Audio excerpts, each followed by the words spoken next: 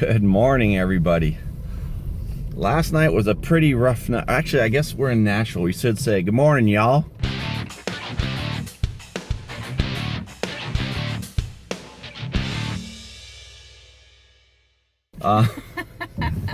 We are still in Nashville. Went out last night, had a great time.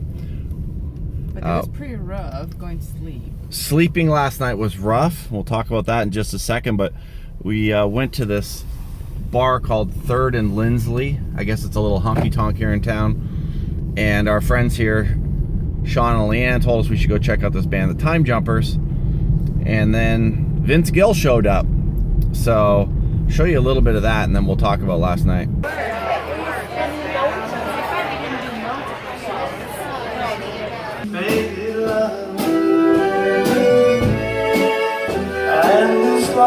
So hard of mine is growing, I swear. Missing more and more the one I want.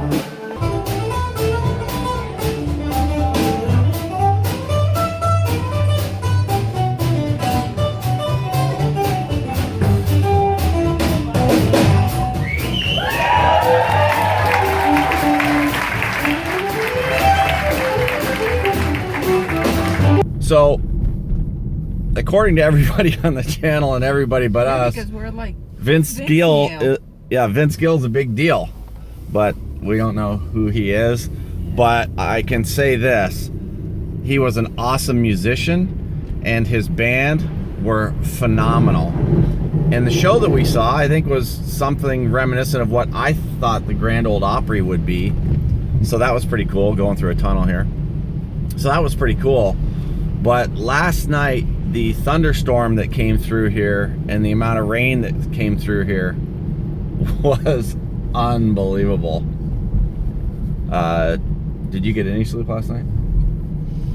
I did. I was so tired I just slept like a baby. But it was once in a while we'll wake up because of the rain and the thunderstorm. Like you will see the flash and you will hear the sun almost immediately, so they were very close. Yeah, it was right over top of us, and it was so loud and so much rain that it was incredible. I actually woke up a couple times in the middle of the night because of the thunderstorms. But we are now gonna roll into Nashville during the daytime. We got here Friday night. We spent some time downtown on Friday night. We worked all day Saturday, went back down on Saturday night. And a Sunday, I guess we went out and explored the lake a little bit, but we haven't really got a chance to explore any of Nashville, so we're gonna go do that now and see what trouble we can get into. So, well, we have done Nashville at night, not in the daytime. Right. So it's time to do it in the daytime. Yeah. So we have been looking online, and there's all kinds of stuff to do, and of course Sean and Leanne have been a wealth of information for us, so we know there is a ton to do. And we're gonna go do some of that before leaving in the morning.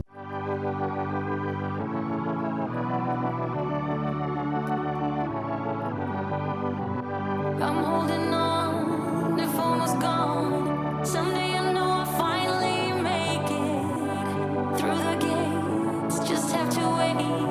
You whisper to me there's no maybe. There's only time for dreams even greater. I hear the call. The street we're about to drive down now is called Music Row. It used to be a row, well, it's still a row of old houses, but now they've been mostly bought up by, music producers, writers, singers, songwriters, record companies and things like that. But they look like little houses. Yeah. You see the little houses, and they have like back there Studio 500, and they just have their studios. I close my eyes to see even clearer. I see it all. I know that we can go higher if we keep our faith, if we keep our faith. Sometimes I'm like a whisper in a riot, but I grow stronger, keep believing in me.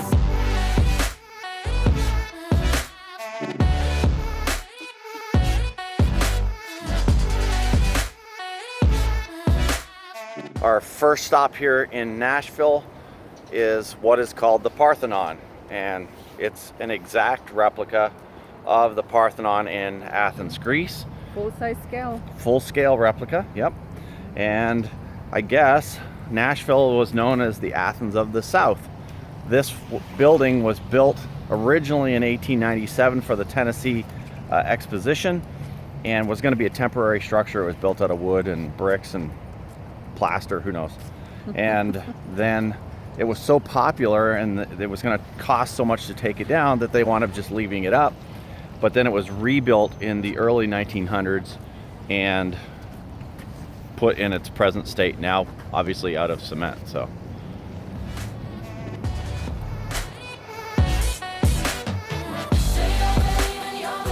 pretty cool. Now we're gonna check it out and see what's inside.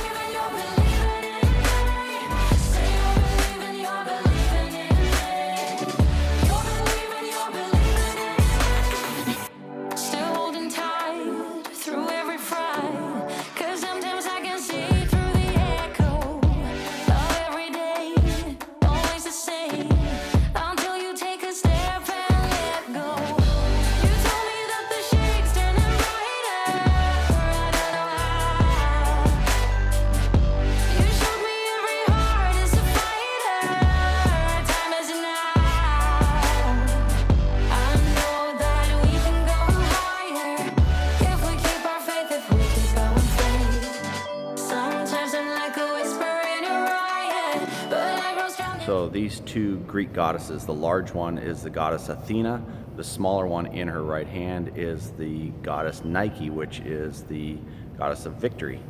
And the snake is said to represent the people of Athens. So very cool. That little statue of Nike is 6 feet tall. Shows you how big that thing is.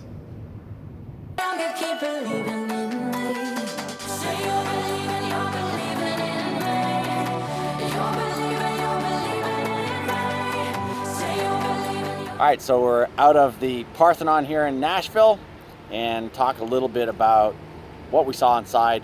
I thought the inside was pretty cool, and it is $6 each to get in.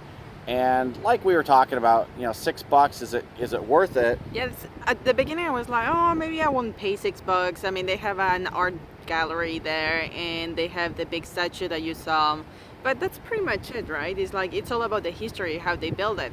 But you know what? I will spend those $6 in a coffee. So when I thought it that way, I was like, oh, well, $6 wasn't that bad just to see that. Right. And we just heard a guy telling his wife that $6 to go in there, and she's like, oh, you would spend $20 on cigarettes or something like that. And I just laughed, like she was justifying it too. I thought it was pretty cool inside. There is a museum inside, talks all about the exposition, the building of the Parthenon, and how all the construction took place. So, and a little bit about the original Parthenon in Greece. So I thought it was pretty cool. And at $6, it's a cheap attraction. You can spend a couple of hours, or an hour, maybe two in there tops. And I would say more like 30 minutes, an hour tops. Yeah, that's true. But again, we're not readers, so. Well, we went pretty much through everything. But anyway, it's like. How would you rate the Athens of the South Parthenon? I would rate it like if in the area. In the area, I agree. Area, I mean, it's a piece of history of Nashville. That it has be been since the 1800s, rebuilt in the 1920s. So I think it's a great piece of history right here. Yep, very, very, very much so. And yeah, if you're going to be in Nashville, you should swing by and check it out because it is really, really cool. And it would be better if it's in a nice day. It would be better if it wasn't so cold. A little bit chilly. All right, next. I don't know what's next, but next. We got something cool coming up next.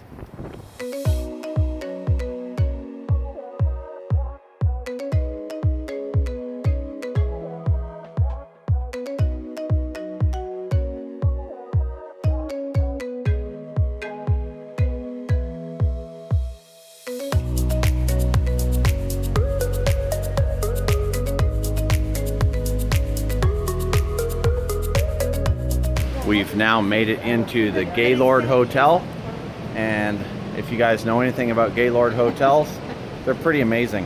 Well, at least this one's okay.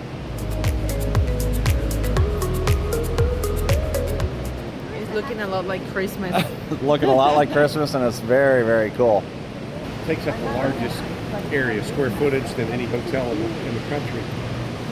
It's not tall, it's just... It's massive. Holy smokes. Well, when the floodplain that did this, it flooded all of this. Yeah, this was underwater, man. Fish were floating in here. It was probably 10 feet Well, deep of water in here. Do we want to do a boat ride, Lori? Yeah, no, I was looking at that. Like, how much is it? How much is the boat ride? All right, you guys know that Lori and I like to do some weird stuff, so we're taking a boat ride in the middle of a hotel. This is not weird. It's not too weird. No, it's kind of cool. You know, it's a big hotel when they have a boat in the middle of it.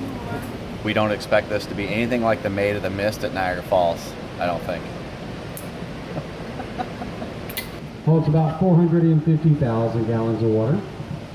Now, the interesting thing about this water is back when the Atrium was being built, Gaylord Opryland teamed up with Jack Daniels, and they sent out about 3,000 empty bottles all over the world.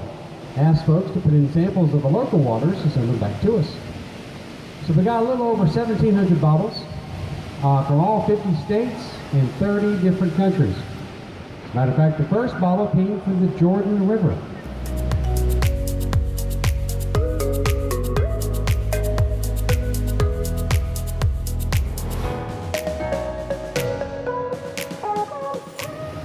Right now, you're sitting under 8 tons of glass. Don't be nervous.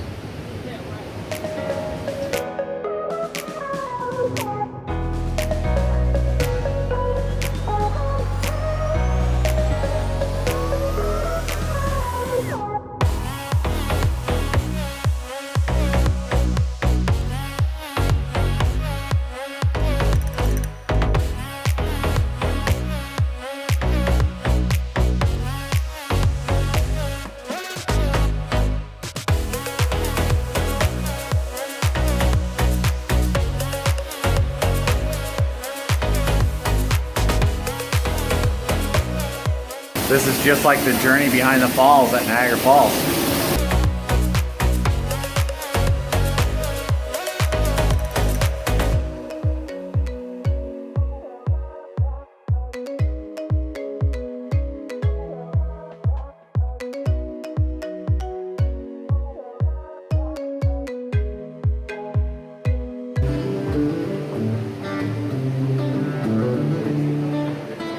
She says it's cold outside and she ain't gonna rain.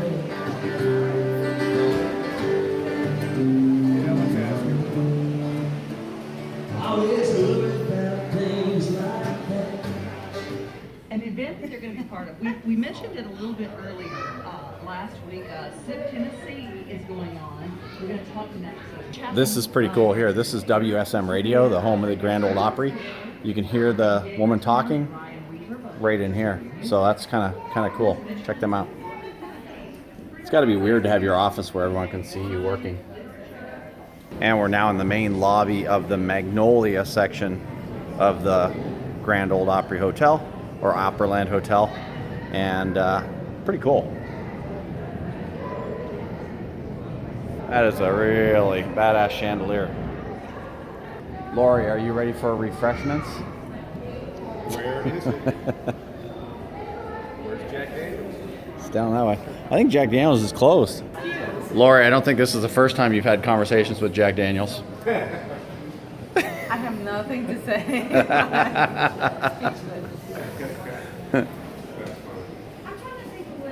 So we're back in the car from the Opryland Hotel. We're going to head back to the house, back to the Hackett's place.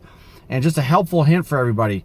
Parking to go visit the Opryland Hotel is $29. But if you park at Opry Mills, which is the little mall right next door, there's an entrance off here to the side. I don't know if you'll be able to see that, but there's an entrance near the convention center. Put it in the map. That will allow you, maybe I'll try to maybe put it on a map, but there's an entrance that'll allow you to get in and you can park for free. So that's what we did. Again, cheap bastards. And it's funny because everybody here is used to the cold, so everybody's just with sweatshirts or a sweater, and that was it. And I'm with scarf and everything because for me it's freezing. Lori and I are still here in Nashville where we're getting ready to leave and head down the road, but our friends Sean and Leanne, they heard that we were really kind of missing our friend Kevin, so they decided to recreate him for us. How funny is that? Oh, that is priceless. Nashville was an absolute blast. We had a great time here. We did a little bit of nightlife. We did a little bit of the daytime stuff, but this is where we're gonna call this one. If this is your first time here, it'd be awesome if you subscribe to the channel, stay up to date on all of our travels. It'd be equally as cool if you like the video, and we'll see you again soon in another one. Bye now. guys. Sean is sneaking in there.